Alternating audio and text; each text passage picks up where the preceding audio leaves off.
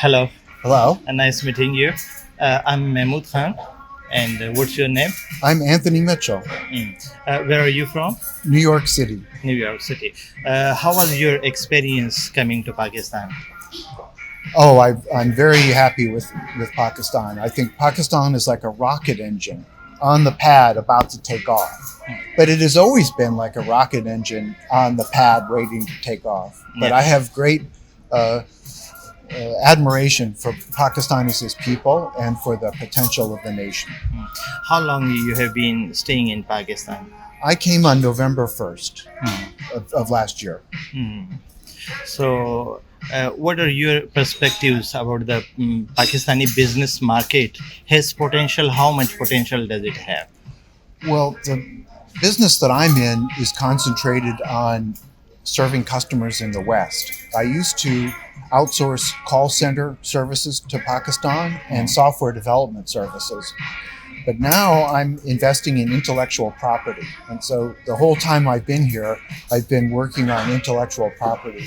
But Pakistan has been a good education for me about trends, particularly in finance and in investing.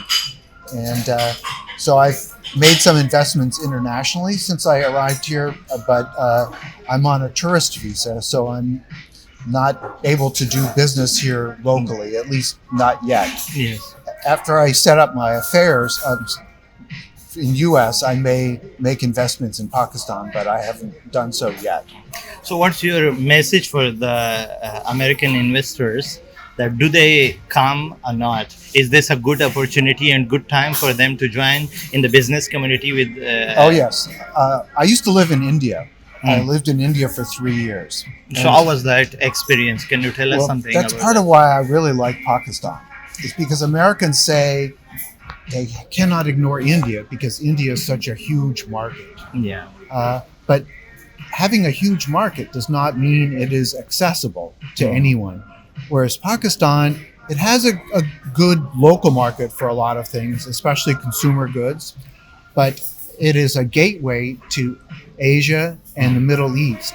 And so I believe that American investors or investors from any country could set up operations in Pakistan to serve the Gulf, Africa, and China, and elsewhere in Asia. Pakistanis are very much like Americans in that they believe in tangible things that they believe in metrics. Whereas in India, it's all about adar, it's all about concepts and talk and just like clouds. Whereas Pakistanis are very focused the way Americans are on concrete results. And so it's much easier for Americans to work with Pakistanis once they get to know them than it is, I think, for practically any other country in the world. And so I would encourage foreign investors to come here because my experience is you can't take, let's say, a software development contract or a customer service contract and just write out the specifications on a sheet of paper and send it on an email to Pakistan. The foreigners have to actually come here and train the staff and train the management. That's how you get success, is you actually have to come here, get to know people, understand the conditions, and then do a lot of training, not just training in the technology, but training in the work procedures, in how you do, let's say, the software development life cycle with evaluation at the end. And my experience is that Pakistanis are very open to that, and they take great pride in that, in doing that. Very nice. One question more. We have discussed in the B2B meeting that people think that CPEC is just a bilateral relation between China and Pakistan. Right. So, what is your perception? What you have observed here, being with the attitude of the people and the market potential and the relation between China and Pakistan, and what do you suggest to those investors that this CPEC is only for Pakistan and Chinese, or just for them also? This is an opportunity for them also. Well, I've invested in Vietnam, in intellectual property in Vietnam, and I'm not happy with my returns there. But as I understand it, so many Chinese companies are investing in Vietnam. The Vietnamese, many of them hate the Chinese. They fought a war in 1978. They beat the Chinese. If they fight again, they will beat the Chinese. Whereas Pakistanis and Chinese, they're iron brothers. And so the potential to set up an operation here to import into China or to do services in China, I think is very high. But it doesn't happen overnight. It takes a long time to gradually start a business and make it successful. There's something called the circle theory of business, which means you start with a core product or service at the center of your circle. When you've succeeded, you go out a little bit, you keep going out. You don't, so many American companies, they just try to do too much right away. You can't do that. You have to start small and build a team and be in it for the long haul. Americans are in the long haul for China, investing in China. But I think the regulatory and legal climate in Pakistan is much better than China. I've invested in China, and I've had the government confiscate 3 of my investments in the last 2 months with no due process, no prior guidance that what I was doing would violate any rules. And that's the only country I've ever had confiscate my investments. So I have a much greater trust in Pakistan, but I think foreigners really need to come here and get outside of the luxury hotel. You can't just do everything here. You have to get to know people over time, and it's not a quick operation. So, being tourists, you might have seen many cities in Pakistan. Am I right? Not yet, because I'm just too busy managing my affairs. I invested, for example, in Russia, and Russia has gone way downhill in the last 2 weeks. And so I'm wondering what to do with my investments in Russia. I'm not worried about losing money, but it's just very time consuming to manage those properties. In this time, I've seen so many foreigners being YouTubers and other social media activists. Right. They have come to Pakistan. And they are going out of luxury hotels and meeting the public up in the city. So they are telling the people that this is the right way to experience the public in Pakistan. Right. I don't agree with that. You don't agree? What are the reasons? I think most American business people are not like the young YouTubers. The young YouTubers, they view it as like camping. And their bodies are strong. A business person is going to need to be in a good hotel with access to good food like we have here. And so I would recommend to Americans when they visit to start off in a very good hotel. And then if they feel confident, they can go to a lower quality hotel. But Pakistan is very cheap. It's the cheapest place in the world to retire. So there's no reason to try to pinch pennies staying in the low class hotels. I mean, I could have stayed in the Khyber Hotel in Sadar, but you look at it and the windows are broken and they just don't have what Americans need. Also, those YouTubers, they have a lot of experience traveling in other places. And so they have a very high confidence level. For first-time travelers, I think they really need to stay close in places like this, where the staff speaks English, where the staff is used to dealing with Westerners. Here also in this hotel, they have good Wi-Fi, and they have good quality water and good quality power. Westerners really need that stuff. And so my advice is stay here. If you get higher confidence, then you shift to some other place. You mean that there is a big difference between YouTubers and businessmen? Exactly. Yes. Like night and what day. What do you suggest international community? How much potential Pakistan has in the business side? Well, it matters which sector it is in. When I hear the government talk about the current government, which I very much appreciate, I think they have a great government now, unusually good for Pakistan. The government often wants quick fixes. They want projects like for foreign exchange that can come up in under 3 years. That's very rare. It often takes long planning cycles, for especially international companies, to implement anything. They're like huge ships. You have to take a long time to turn a huge ship. But I believe that if Western companies set up their own captive operations here rather than outsourcing, that will be like Standard Chartered Bank, for example. Everyone wanted to work for Standard Chartered. Yeah. And now if you have worked for Standard Chartered in Pakistan, you can get a job in any other bank because you've been trained in international procedures. So I think Western companies coming here to do not just business, but also the human development work, that's better in many ways than foreign aid. So, a lot of questions I've asked you. One more question.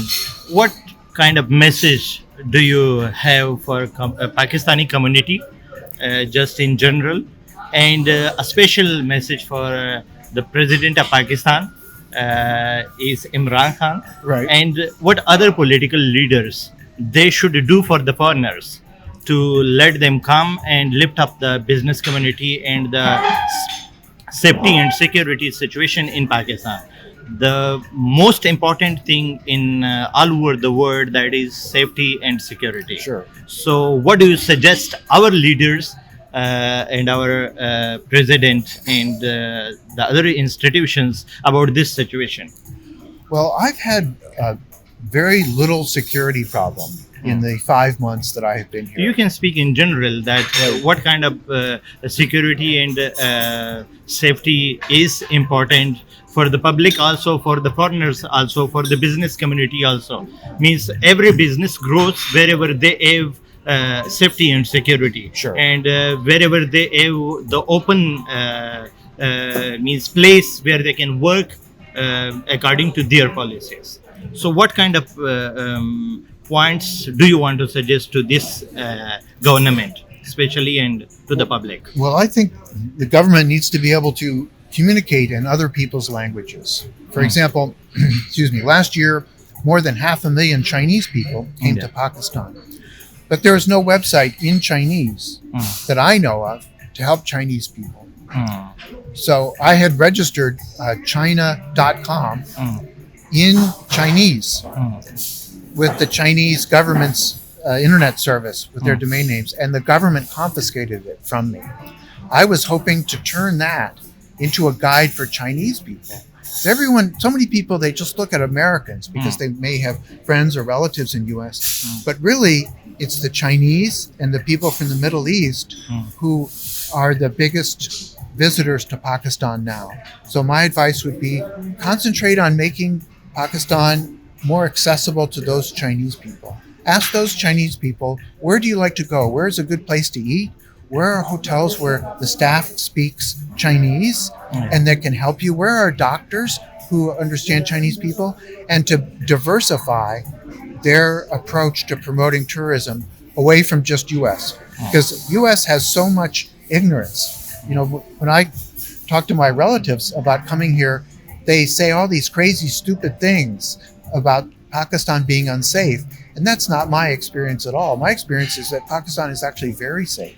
My only problem with security is small children, like 10 years old, maybe 12 years old, because those children at that age, they're, excuse me, they misbehave in any country. Yeah. And so more maybe outreach to schools, to teachers, to talk about how to deal with foreigners, and that foreigners are guests here and that they are fragile and don't harass the guests.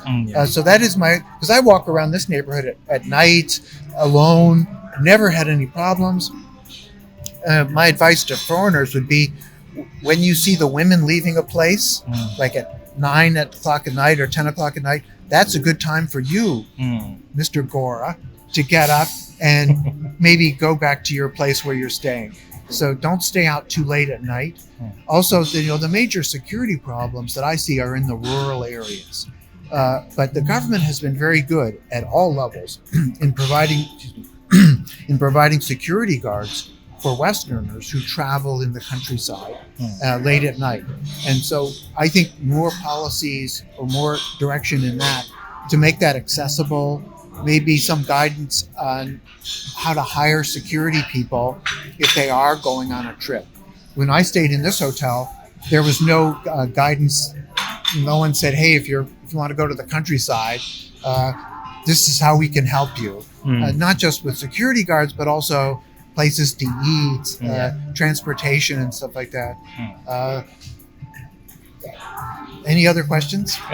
What is your message for Imran Khan? Oh, he's a good fellow. I met him in Silicon Valley many years back, and I think he's put together, it's not just him, he's put together a good team. His president, for example, Dr. Alvi, brilliant man. And I think a lot of it is not just the prime minister, it's the whole team going to work. So I don't have any, outside of just making outreach to other countries beside US and making more consistent policies. I think also foreigners are very interested in foreign exchange. And there was recently an initiative in the IT sector to allow IT companies to repatriate all their profits. And so that's a good message to communicate with other people. But Pakistan also needs backup internet connections. They only have 2 big undersea cables right now, and one of them was cut about 3 weeks back, which means that internet can be very slow sometimes for certain people who rely, half the people rely on that. So they need to invest more in a backup cable system, maybe from Iran, a terrestrial system coming in from Iran. And I understand that there are specialists who have come forward to the government to make those proposals, because internet now is like water or air. It's just a requirement for doing business. One more question. Pakistan has recently changed its foreign policy. Some people criticize that why he has gone to Russia, Right. and some people think that they are going to. He has not taken a good step against this suggestion that why did he went to Russia. I think history is going to view the Prime Minister's visit to Russia favorably. Because when you look at the situation that Pakistan is in now, fiscally, where the country has not very much foreign exchange reserves, that means the country cannot be aggressive. Pakistan's big concern is India, and it has not called in its favors on U.S. It has not, or U.S. has not responded. If U.S. was a real friend, U.S. would go up to the crease for Pakistan on Kashmir to say Kashmir is an important issue to solve right now. If you want no terrorism, if you want no nuclear war, peace in the world, it all comes down to Kashmir.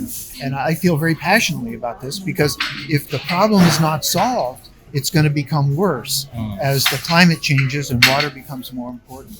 And so I think everything needs to be viewed in terms of Kashmir. And having Russia understand, which Prime Minister Khan talked to President Putin about this, about Kashmir, just so that other leaders in the world understand that this is an outstanding issue and it needs to be resolved. And it's an international issue that cannot just be solved by India and Pakistan.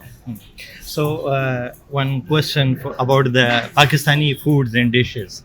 What is your favorite food in Pakistan? Well, many Americans are vegetarians.